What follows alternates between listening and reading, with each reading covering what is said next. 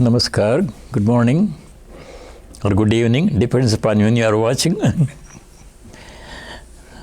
Let us start with the Shanti Mantra, peace chant. The peace chant for this morning is on page 242 of this book, Universal Prayers. Universal Prayers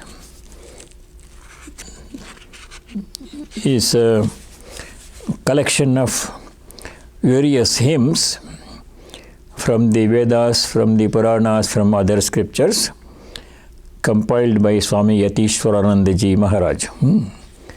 So page 242 and the English translation is on page 243. Om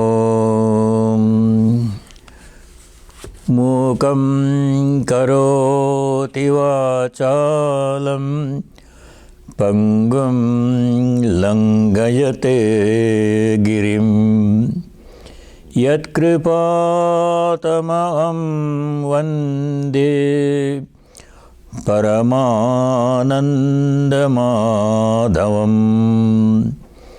Om Shanti Shanti Shanti. Om. I offer my loving salutations to the blissful Lord Madhava, by whose grace even the mute can become eloquent and the lame can cross over mountains and reach his destination. May he, the Lord Madhava, bestow his grace upon us all. Om peace. May there be peace in our hearts, peace and joy in our hearts. May there be peace and harmony amongst all beings, and may there be peace everywhere in nature. We have been studying this very important section in the second chapter of the Bhagavad Gita. This is one of the very interesting, very important segments, parts of the whole Bhagavad Gita. The second chapter itself is very important. The second chapter has many different topics in it. The second largest chapter in the Gita, containing 72 verses, has, we can say, with one exception, the gist of the whole Gita. First, in the first part, we see the teachings of Sri Krishna on the essence of Vedanta, the divine self. Whatever is in the Upanishads, that everything is one ultimate reality called Brahman. We are all that. And the nature of that ultimate reality is given in the first part of the second chapter of the Gita. And in the middle part, there is another very important topic, namely Karma Yoga. How we can convert every single activity that we do into a spiritual practice and make it a step towards our final goal of realization. Everything that we do, with the exception of immoral, illegal things which you should not do anyhow. Karma Yoga, second part of the second chapter. And the third part of the second chapter, which we are now studying, the last part, beginning with Arjuna's question in verse 54 until the end of the chapter, containing Sri Krishna's instructions, teachings of the qualities of a sage of steady wisdom, Sthita Prajna, beginning from verse 55 until end of chapter. That's what we are studying. Last time, we were studying this verse number 61. In this verse and the previous 2-3 verses, Sri Krishna was explaining the importance of controlling our sense organs. As we saw before, our sense organs, especially the 5 sense organs of perception, Jnanendriyas, they have this natural inborn tendency to seek contact with sense objects, hoping that such contact will give us pleasure. It's the mind that thinks like this. If I touch this with my hand, it will make me very happy. If I see this object with my eyes, that makes me very happy. If I smell this fragrance, that will make me very happy, like this. That contact between the sense organ and sense object is construed by the mind as happiness or pleasure. But the interesting thing to note is this is not permanent. There's nothing fixed about it. Sometimes the same object which gives us happiness will give unhappiness, make us very unhappy. At one time it made me very happy. This contact with this object made me very happy. Contact can be through any of the 5 sense organs. At other time, the same contact with the same sense object brings me a lot of unhappiness. There's nothing fixed about it. It's all in the mind. How the mind construes that contact, either as happiness or unhappiness, depending upon a lot of variables. You can clearly see this anomaly, this indeterminate nature of the contact between sense organs and sense objects and their effect on the mind.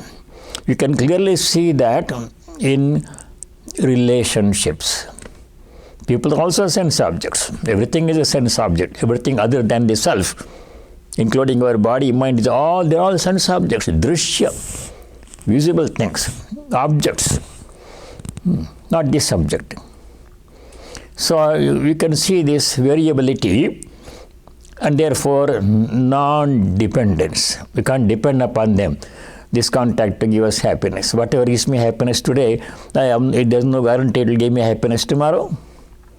Whatever made me happy yesterday is not giving me happiness today. Or it may change the other way too. Whatever at one time was not very good appears to be very good now. You can see this in everything except, especially in the matter of relationships. Somebody made me very happy last year. Today I cannot even bear to look at that person. Or it may be the other way around. I didn't like that person anymore, but I think I began to like her. Yes, I think she's a good person. Huh? That kind of change happens. So what is to be done? What does the Sthita Prajna do in this matter? Is explained in the 2-3 verses we have been studying. Especially in our verse number 61.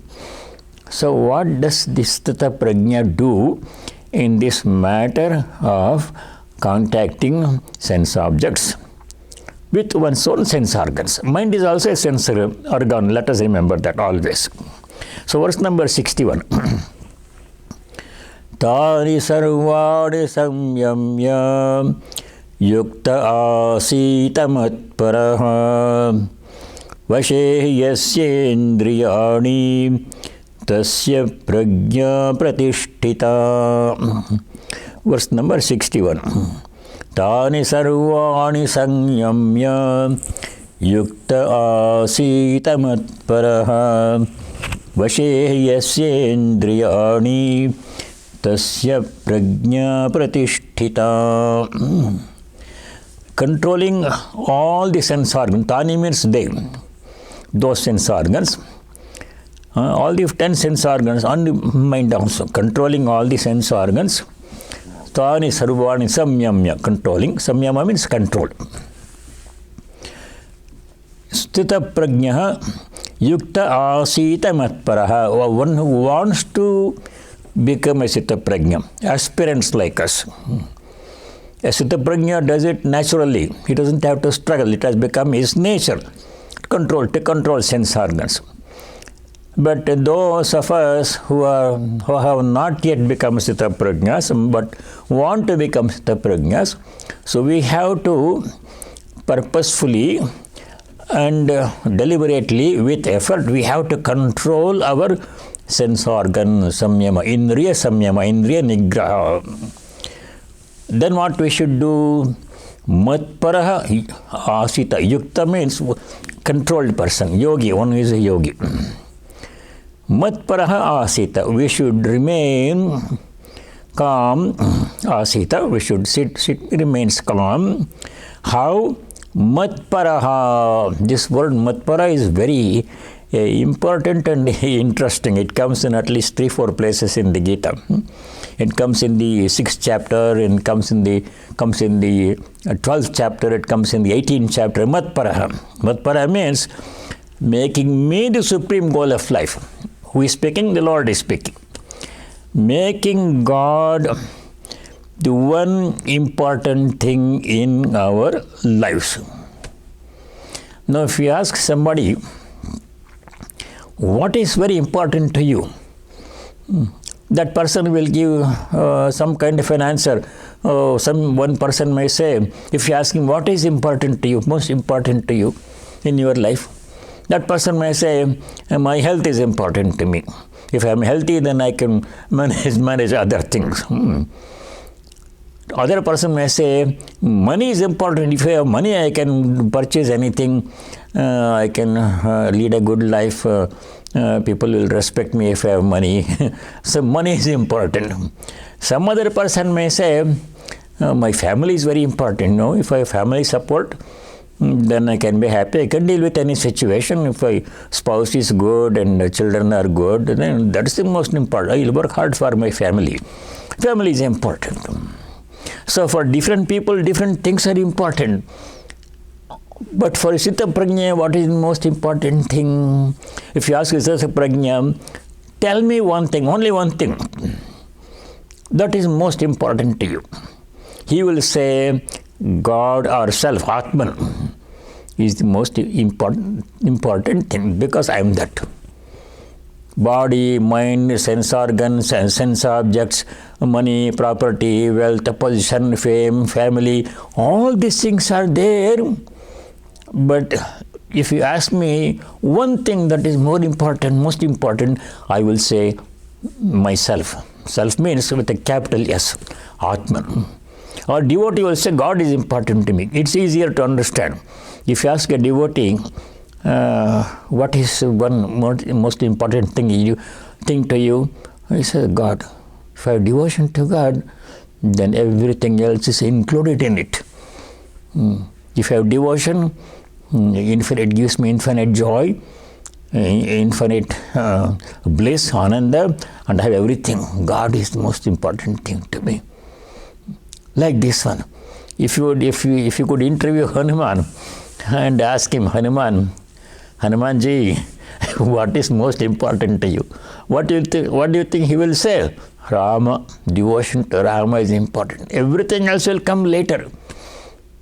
So like that one, Matpara means the one most important thing to us is the self. For Jnani, you are talking about Sthitaprajna, a sage of study wisdom who has reached there through the path of knowledge. That is the assumption. But you can become a Sthitaprajna through the path of devotion also. That we have seen before.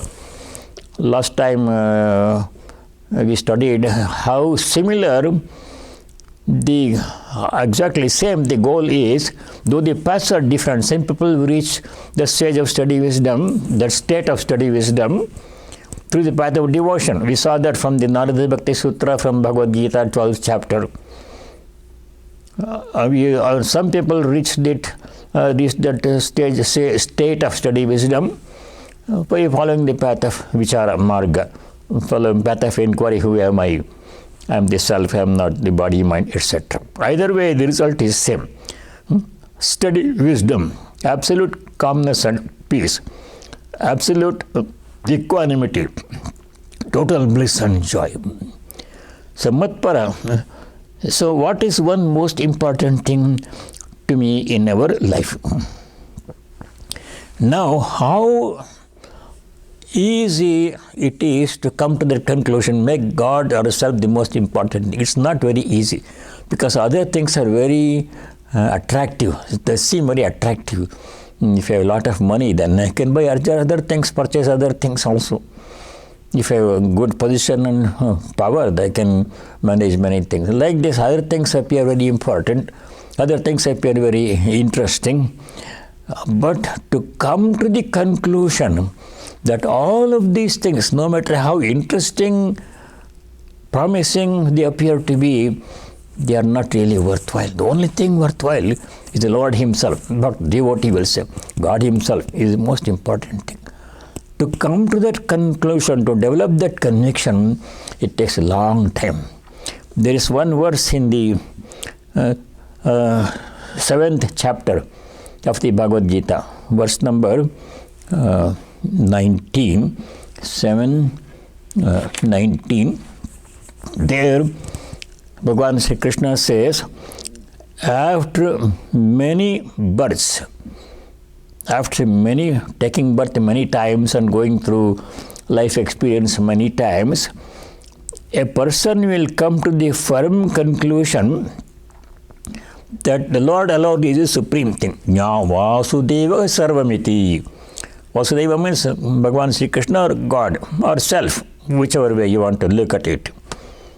Sarvamiti, that is all in all. Other things, if they are there, it's okay. If they are not there, it's okay. If they are not there, I am going to hanker for them. And if they are not, I am going to exalt in their possession.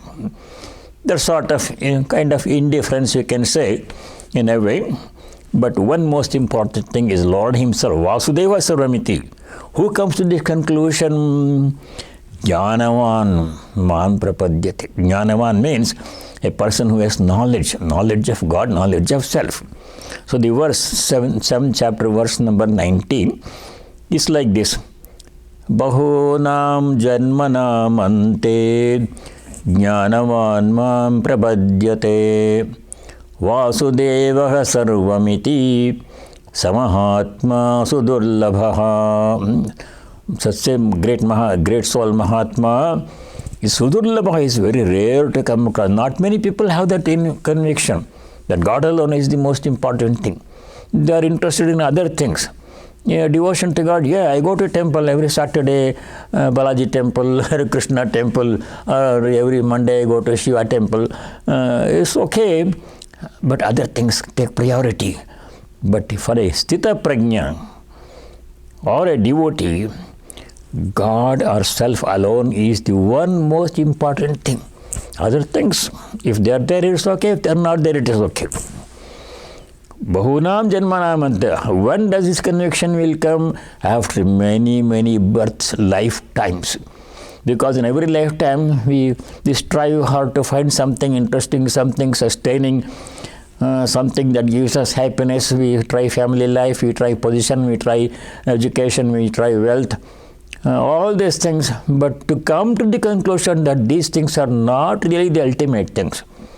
They do give some happiness from time to time, conditionally, if everything else is okay, but they are not the supreme thing. The only thing that is supreme, of supreme importance, that takes precedence over everything else in life, is the Lord Himself, or knowledge of the self, Atmajnana, self-knowledge, knowledge of the self.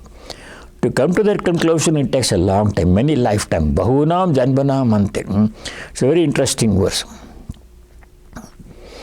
Then, a Sthita Prajna makes the self-knowledge the supreme thing. He has already achieved it, but to achieve that, he has to have given it the top priority.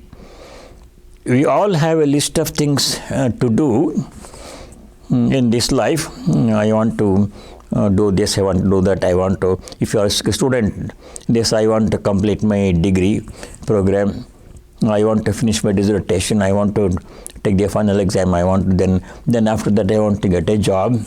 I want to get a job in a place with a company or kind of job that I like, and all these things are there. Then a person may want to have a married life, marriage, property, buying a house, and having children, and getting promotion in the job, professional advancement, and like this. So many things are there that we like to achieve in this life. But if you ask a person, you have 20 different things in your list of things to do that you want to accomplish in this life, then what is one thing that will be at the top of your list? What's item 1, priority number 1? Then different people will give different answers, as we have seen before. But if you ask Sita Prajna, do we have such a list? He may say yes or no.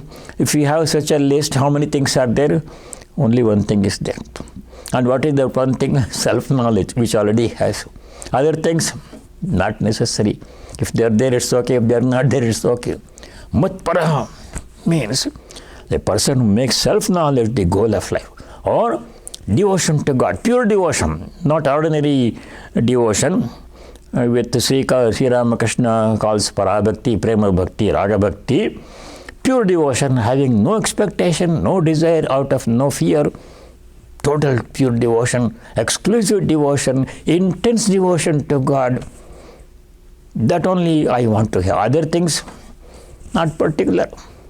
If they are there, I don't particularly hate them, or I can use them. If they are not there, it's okay too. But I want devotion to God.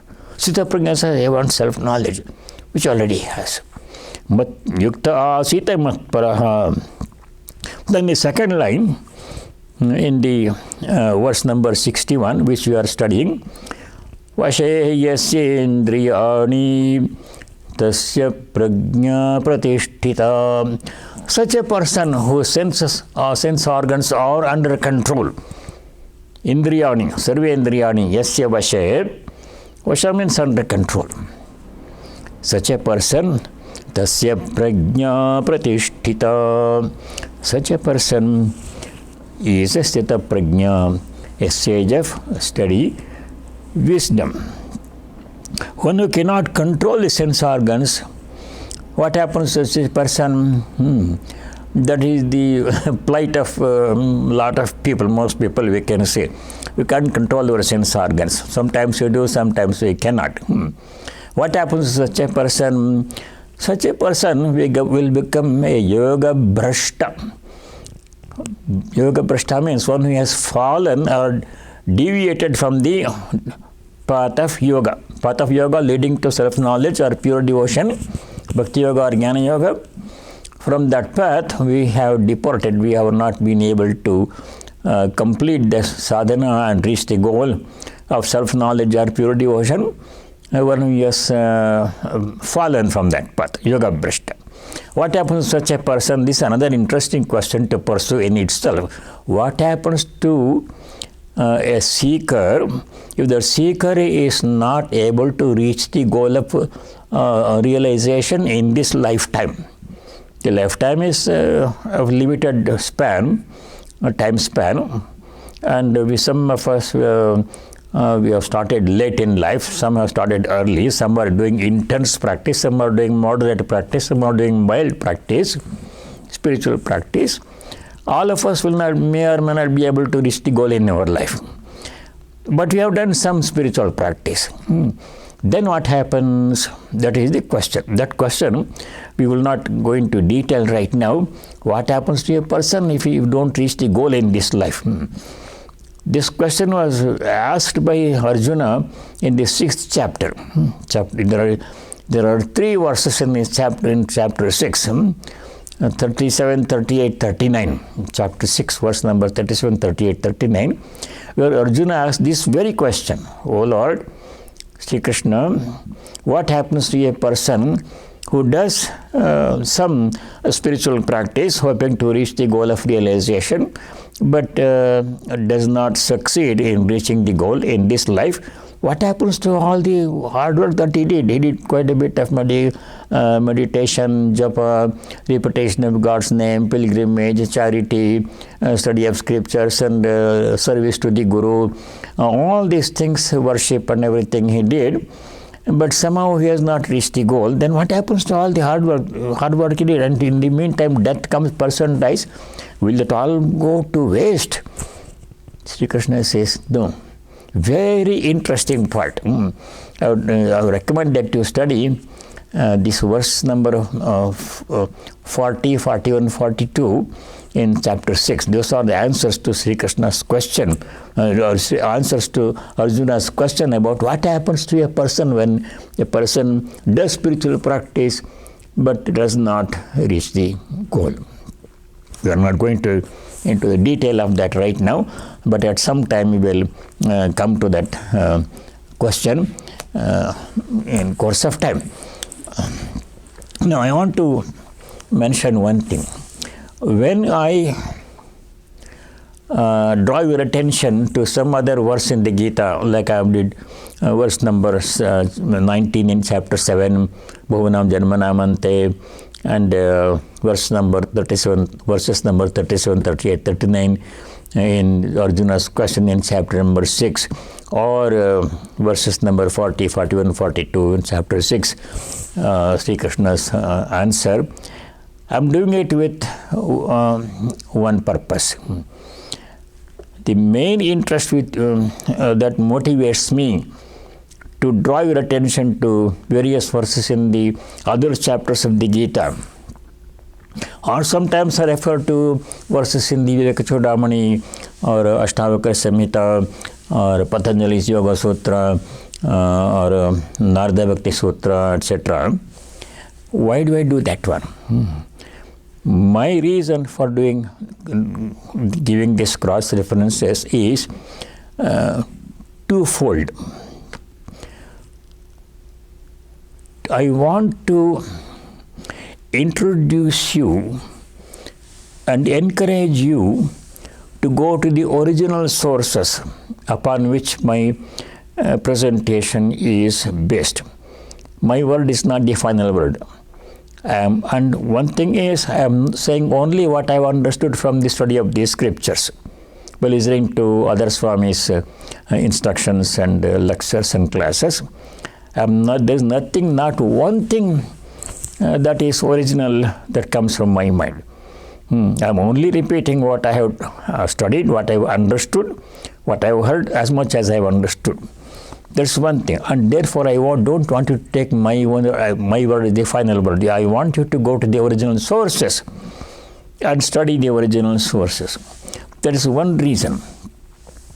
The second reason why I give cross-reference is, many of you, all of you attend different classes, listen to different Swami's lectures, and you study on your own. So you hear something from me when I do Gita class or when I do a Sunday service. You hear something from Swami Atmagyanandaji when he does his classes on Swami Vivekananda's teachings on Tuesday mornings. He does Vivekachudamani class and he gives Sunday talks on various topics. You have heard, attended these classes, Swami A's classes and Vivekachudamani, even if you are attending that still, is being studied Wednesday nights, Vivekachudamani class. We have studied Ashtavakra Samhita with the Swami A. We have studied Narada Bhakti Sutra. We have studied Patanjali Yoga Sutra. All these things we have studied from other Swamis. You listen to some Surya Puranji's lectures, which I also do sometimes, actually many times. So we get different pieces and fragments of information. All about Vedanta. We're all talking about Vedanta and spiritual practice and God realization. That's our common theme. So I want all of this fragmentary information that you and I get from listening to various Swamis, reading, where you also study scriptures on your own. Gospel and Gita you study very often, every day. All these things have to be integrated I'll hear some lecture here, some lecture there, I read something in this book, I read something in that book, but they should not remain fragmentary pieces of information. All of them have to be integrated, and I should get a whole view of what Vedanta is. What is my goal in life? How to reach the goal? To get that integrated view, to make associations when things that we hear are similar, that integration is a very important part of education. So earlier we saw that to gain knowledge of anything, 3 things have to be done. You remember what those 3 things are? Shravanam, listening or reading. Next step is Mananam, reflection or thinking. Third step is Nididhyasanam. These things come in the Brihadaranyaka Upanishad. It has come many times. So what you are doing now, you are listening to me, Shravanam. But this is not, this is only beginning first step. I say something, but what I say something makes a little bit impact only. I can only explain what I have understood. My understanding may or may not be complete or perfect, but you should not stop there. After listening to me, then you have to read the Bhagavad Gita, original verses which I are studying. That is all the first step, Shravanam, reading or listening. But that's not enough. You only get the verbal or superficial meaning when we read or hear somebody's talk or lecture. This reading or hearing has to be followed by reflection. We have to think what this sloka says like this, Swami said like this, or I read like that in that other book, other Gita commentary. Now, what does it mean? What is real meaning? How can I relate it to what I've heard before or read before? This kind of associations have to be created in your mind, and we should try to get a whole picture, holistic picture, and we should try to go deeper into the real implication, implied meaning. Verbal meaning is one thing, which we get when we read our scripts or listen. Beyond the verbal meaning, literal meaning, what is the implied meaning? What is the implication of this one? That can be done only when you reflect, when we do reflection. Mananam has to be done. The reflection reading have to be done iteratively, repeatedly, not once. If you just listen to one talk and then read one sloka of the Gita once, that will not do. It only makes a little bit of impact on our minds. Our minds are very slow. So you have to do it repeatedly, reading, reflection, same verse. The reflection, if done properly, will become itself deep meditation. This is a telescoping effect. Reading becomes reflection, reflection becomes deep meditation if it is done properly in continuous sequence. It is in deep meditation that the subject-object relationship becomes final and the subject merges into the object. They become one. There is no knower, there is no known. That is called Samadhi. This is what Swami Vivekananda did. Other people did too. He would read one passage from the Gita or Upanishad or Vivekachudamani or some, and he, of course, his memory was very sharp. If he read once, probably he would remember. Didn't have to sit down and memorize. He knew all these things by memory. All the Bhagavad Gita, 700 verses, all the major Upanishads, and Vivekachudamani, he knew Chandi by heart. He knew many scriptures by heart. Because mind was so pure, he didn't have to struggle to memorize.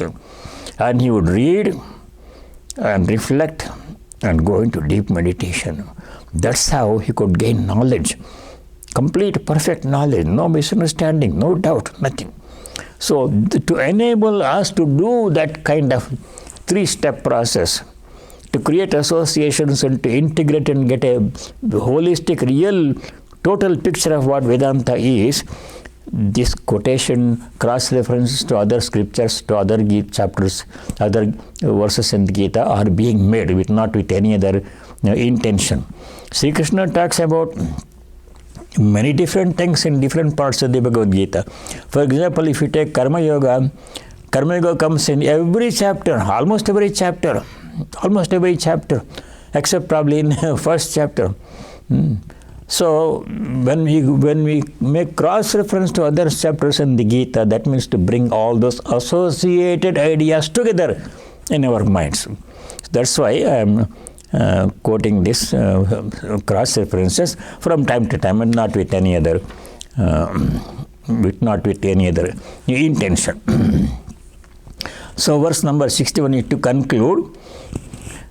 Sthita prajna controls all the sense organs and remains calm, asita, fully integrated, fully engaged in self-knowledge, making self or Atman or God the supreme goal of life. A person whose sense organs are under control, vashahi yasya indriyani, vashe. A person whose sense organs are under control, such a person is a sage of study wisdom, tasya prajna pratishtita. It's very interesting verse. 61. Now, there is a question. There may be a question that may arise. If you withdraw all the sense organs and just try to remain in meditation, which is almost impossible to do for most of us at this stage in our spiritual life, some may be able to do. Then how does any action take place? So I have to get up and eat also. How long can I sit down and meditate? How long can I keep on doing Bhagavad Gita study? But I have to do other things. I have to take care of, I have to go to job. Many of you have to go to work every day, 8 to 5 or longer you have to work. Nowadays you work from home, even longer hours, and take care of the family, pay the bills and cook and clean and take care of children or grandchildren, whatever. So many things have to be done. How can I do those things if I keep on all the time my mind on God or self and try to become much of the prajna? How does it work in practical terms? Very important question. The answer is given in the Bhagavad Gita itself. For the answer, how do I go about my daily duties? You can't stop the daily duties. Take care of oneself and family and job and everything. How can a person do those things while at the same time keeping the mind firmly fixed on the self, controlling sense organs? Controlling sense organs does not mean withdrawing sense organs in a physical sense from sense objects. We can't do that one physically because our body itself is a sense organ. I have to take care of my body, I have to sleep, I have to eat, I have to take bath and to wash my clothes, and those things are all activities, sense organ, sense object. Activity means sense organ, sense object contact. How can I do that one? The answer is given in another verse in chapter 3, verse number 7. See, this is why cross-reference becomes necessary. Question has arisen. How can I perform my daily duties, obligatory duties, going to work, etc., if I try to control the sense organs, withdraw sense organs from sense objects? The answer is given nicely in one verse, verse number 7 in chapter 3 in the Bhagavad Gita. So, chant this verse. There Sri Krishna describes how a person can control the sense organs and at the same time perform all the required duties. So this is the verse 3:7. Yastvindriyani manasa niyamya rabate arjuna karmendriyai karma yogam asaktasya vishishyate. Chapter 3, verse number 7. Yastvindriyani manasa niyamya rabate arjuna karmendriyai karma yogam asaktasya vishishyate. Very nice verse. How can a person, while controlling sense organs and trying to make the mind and sense organs quiet and make the mind dwell on the self or God, at the same time perform all the obligatory duties? nicely. Both can be done. One need not be at the expense of the other. This is explained here. Indriyani manasa niyamya. The key is mentally controlling the sense organs, not physically restraining. If there is a cup of water, if I am thirsty, I have to drink the cup of water to quench the thirst. I can't stop contact of sense organ with sense object. But while doing that one, I should keep my mind fixed on the self. It's possible to do both. While performing all our actions, we can keep our mind fixed on God or on the self. How?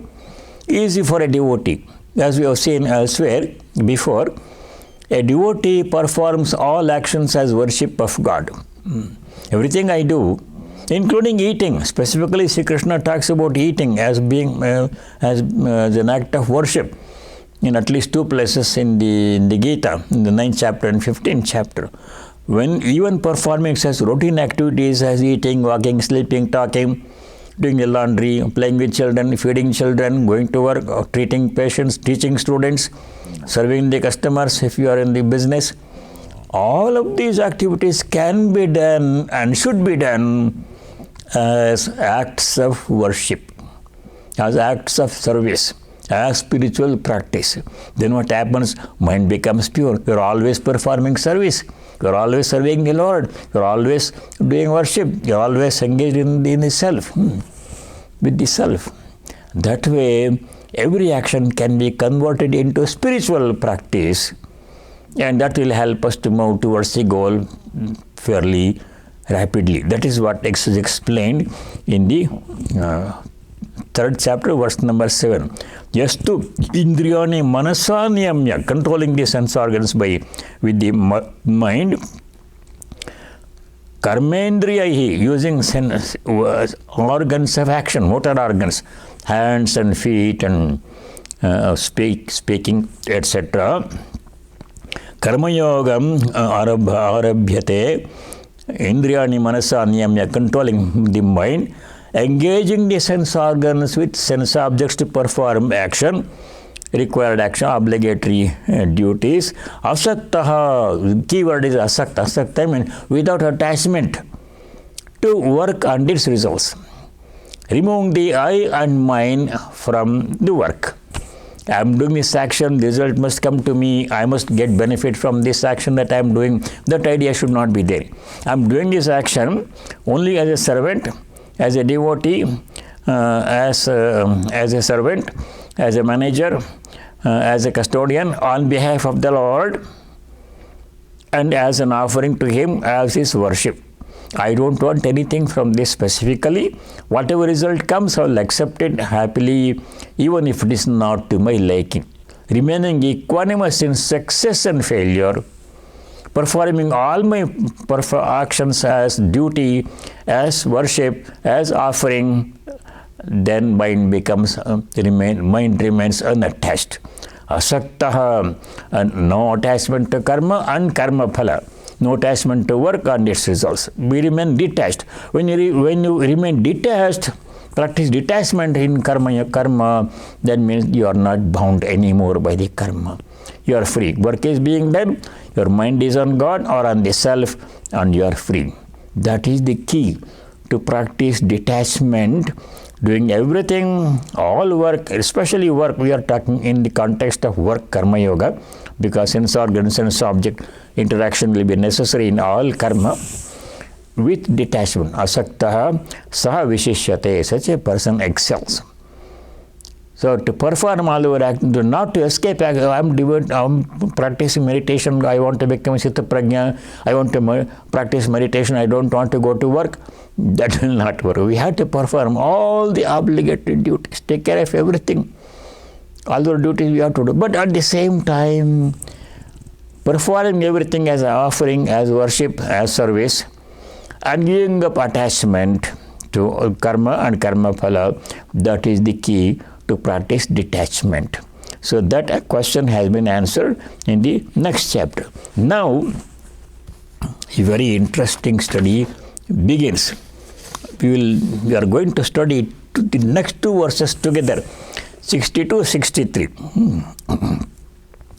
This 60 to 63, if you ask me, even within the Bhagavad Gita, what section do you like most? I like many different sections, but you ask me a personal question. What one section or segment do you like in the Gita?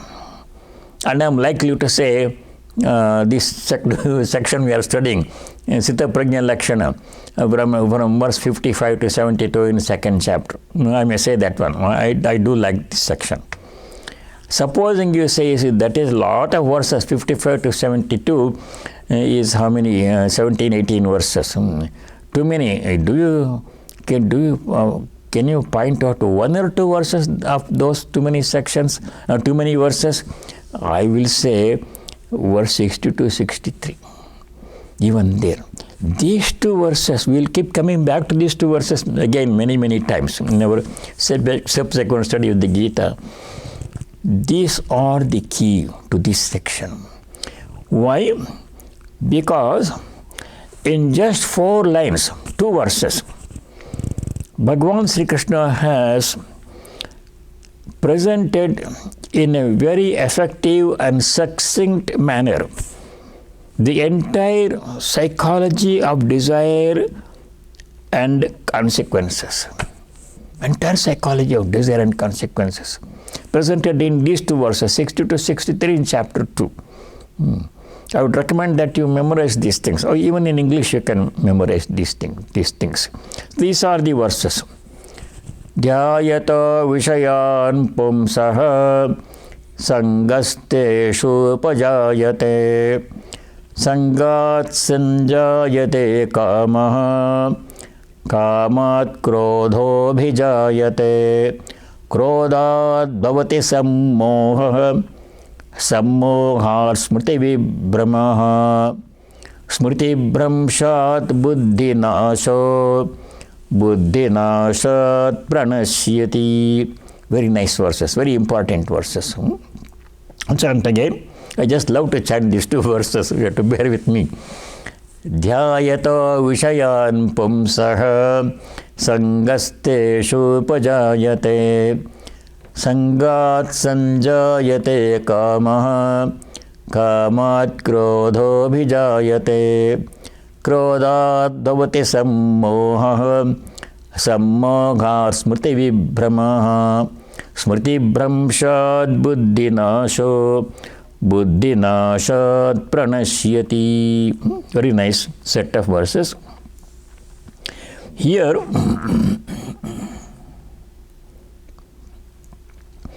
Sri Krishna has pointed out how desire arises in our minds.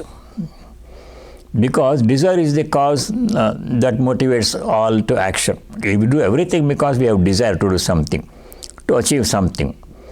Without desire, action is not, it does not happen. Some desire is there.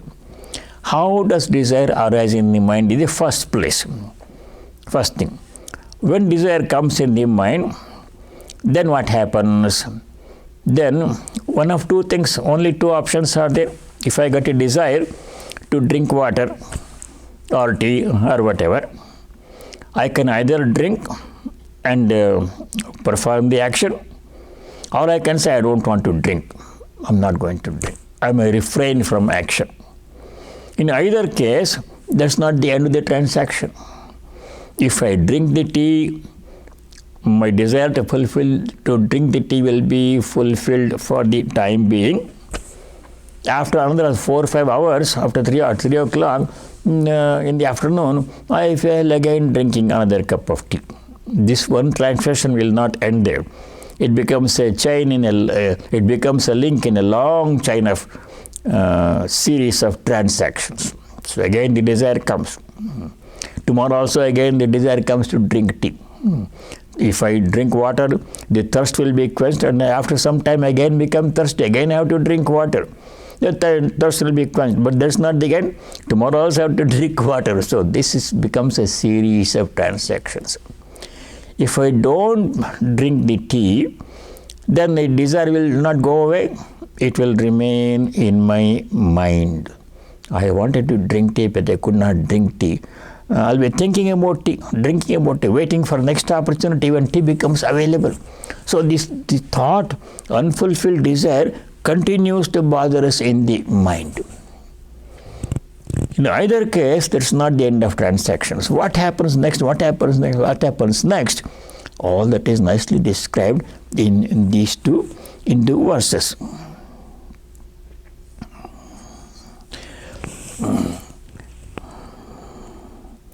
Dhyayato. First step is, series of steps are described in these two verses.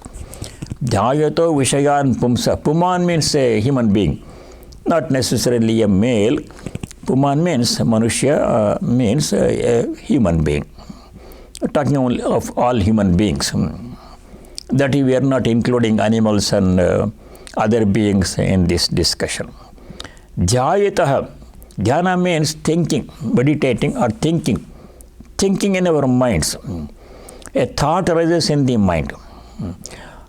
When a thought arises in the mind, that's called dhyana. Dhyayato. What do we think about? Vishayan. We think about sense object. What else do we think about? Whatever you're thinking about is a sense object. Whatever you think about, it turns out to be a sense object. You think about food, you think about money, you think about some other person whom you like or dislike, you think about the job, you think about work, you think about your children, family, innumerable things we think about. They're all objects, Vishayas. Dhyayato Vishayan Pumsa, a person who thinks about sense objects. What else can we think about? Only sense objects. Then what happens? Teshu Vishayeshu Sangha Upajayate. Sangha means attachment. We'll try to understand what attachment is and how to overcome attachment in our studies. Teshu means in those sense objects, towards those sense objects. Teshu Vishayeshu Sangaha Upajayate. Attachment arises to those sense objects. Sangha means attachment or desire to have that object or perform that action, expecting some happiness or pleasure from such object or action. If I think about tea, I want to drink, suddenly the desire comes, I want to drink tea. If I think about some dessert, ice cream or something, I get desire to eat ice cream.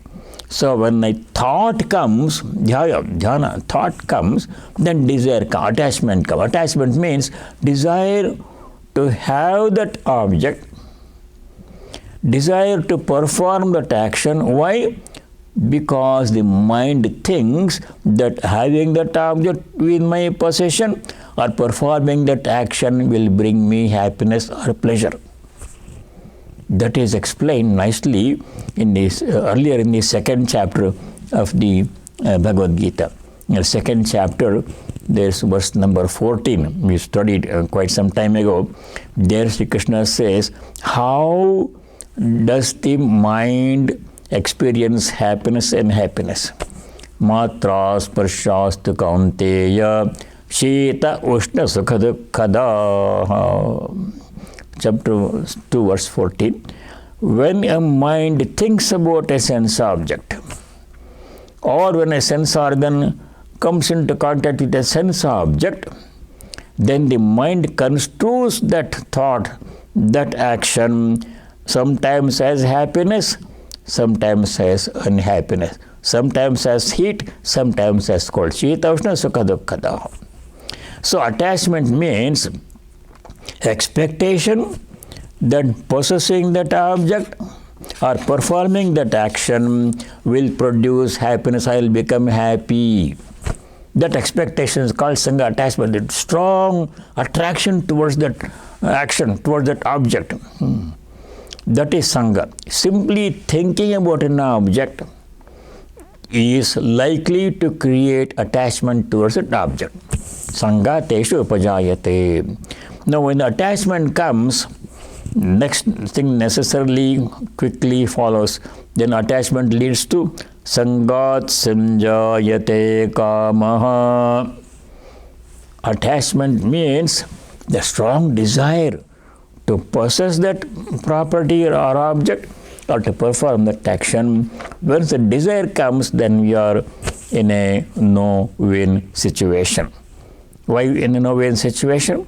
When you desire to do something or have something, possess something or perform something comes, you are in a difficult situation. Why? You have two options only. You either fulfill the desire or you say no to the desire. If you fulfill the desire, then what happens? You think it will go away? No. It will come back a little bit later with a stronger force. It becomes a bigger desire. If you don't fulfill the desire, the feeling of lack of fulfillment will bother you for a long time. Then you'll be thinking about it even more. I want to eat ice cream, and I make my mind, I don't want to eat ice cream now, but you'll be thinking about ice cream until next opportunity comes to eat that ice cream. It occupies our mind.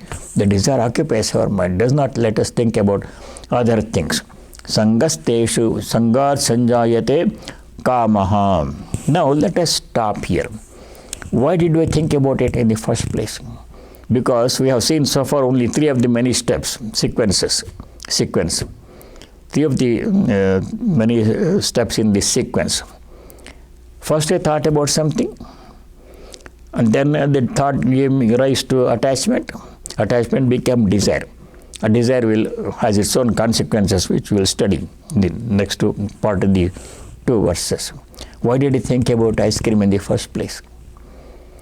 This thought comes from three possible sources. From where do thoughts come? One source is external stimuli. If I see this cup of water, I think about water. If I see somebody, I think about that person. If I see some object in the store window, I think about that object. So external stimuli, seeing something, hearing something, tasting something, the external objects create thoughts, produce thoughts in our mind. Thoughts come from outside objects, stimulation from outside world, sense objects. One. Sometimes thoughts come from within the mind itself. You have thought about it before, maybe a long time before, or maybe recently, or in the long past, but that thought will have created an impression in our mind. Those impressions have all been there. They won't go away. There is a continuing accumulation of impressions of everything we have thought, said, and done. Previous thoughts. From that, supposing there is no sense object to stimulate any thought in my mind. I am sitting in a closed room, and I'm sitting with my eyes closed. I'm not seeing anything, I'm not hearing anything, I'm not touching anything or anything. But still thought comes. From where? From mind, its own earlier stored impressions, from its own internal resources stored. The second source from where thought comes. Even if there is no external stimulus, still thought comes from within the mind itself, from these previously stored impressions. Sometimes we calm the mind, sometimes the mind generates its own fanciful new impressions. Think about imagining something. I've never been to Bermuda or some other fancy place where people go for vacation. And I think about if I go there, how nice it will be. Imagination. I have never been there, no previous impression, never seen any such place like that one.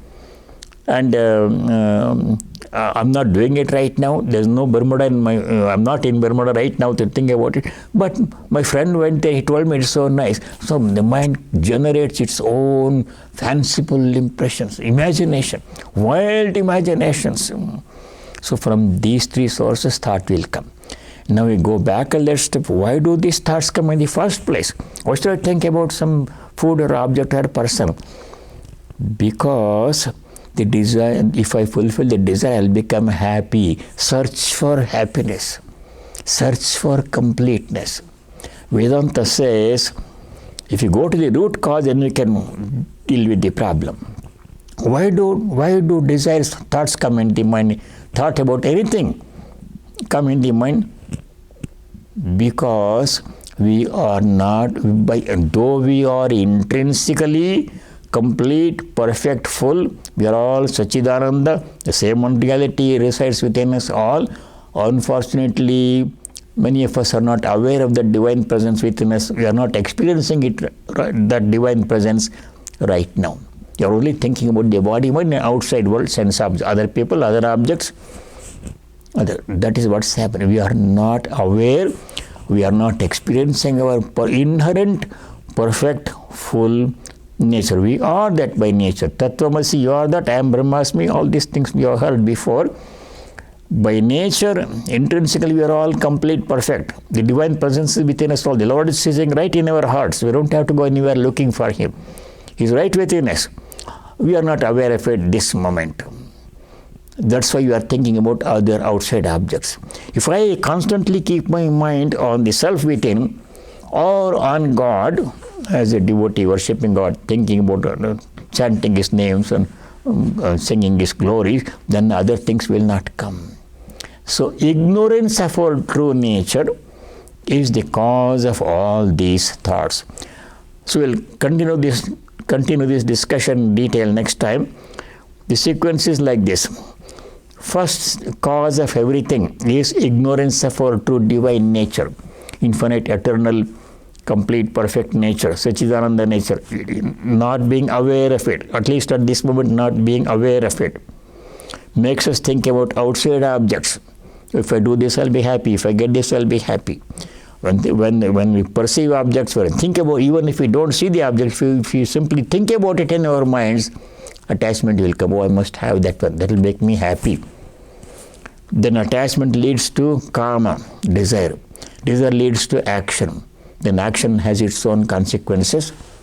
We will study the series of these consequences, actions and consequences, next time when the opportunity comes. But in the meantime, I want to draw your attention to something that you studied before. When we are all studying Vivek Chudamani from with Swami A, and then there is one verse which I already studied, that one in the Vivek Chudamani. There Shankara creates a nice imagery. Imagine a child is playing with a ball, dribbling a ball, standing on the top of a staircase. Child is playing, 5-6-year-old kid. And then every time the ball bounces, the boy pushes it down. Every time ball bounces, enjoying that game of dribbling. Then once by mistake, the ball goes to not to the surface, but to one step below. When the ball goes one step below and does not bounce back to the same height as before, then the child has to go one step down to reach the ball and dribble it again.